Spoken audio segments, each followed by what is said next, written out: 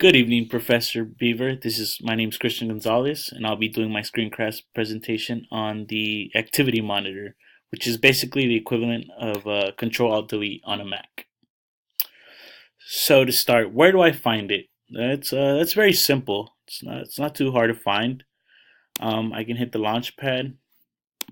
I already had it open, but here I'll have my apps. All I gotta hit is other, and here it is, activity monitor. I can also, much simpler, just hit my search bar, search activity monitor. It actually pops right up, really quick and easy. So basically, just like the Windows Task Manager or Control Delete, this just provides a list of running processes and shows how much of your available resources each one is currently using. You can see which processes are using most of the computing power and maybe kill something that is using too much power and you don't really need to be using at that moment. So, not every time, every now and then, your computer's running a little slow. It's not working the way you'd like. You can take a look at what is causing this. Um, some applications use more than others as for their digital footprint. Um, as you can tell, the screen recorder right now is using a lot of my computing power. Google Chrome is another one that definitely uses a good amount, and even the activity monitor itself uses a good amount of the computing power.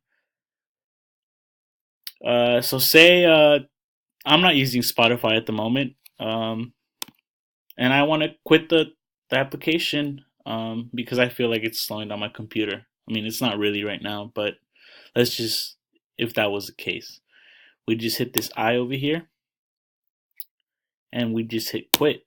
Now, if it was frozen, I'd say force quit. Right now it's working just fine, so I can just go ahead and quit it, and nothing will happen. It closed right away. Easy as that. Now we can take a look at the if like say it's my computer. I mean, my computer is running pretty good right now, but say it's going a little slow and I'm not sure why it is. I can always just take a look at what it is, and by hitting this CPU percentage thing,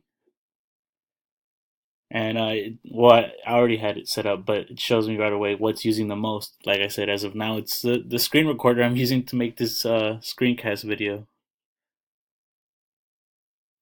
Now, as for energy, to see what's consuming most of the energy on my laptop, um, I just hit the energy tab, and I can see, I just gotta hit energy impact here, and I can see again the screen recorder is using most of my energy right now.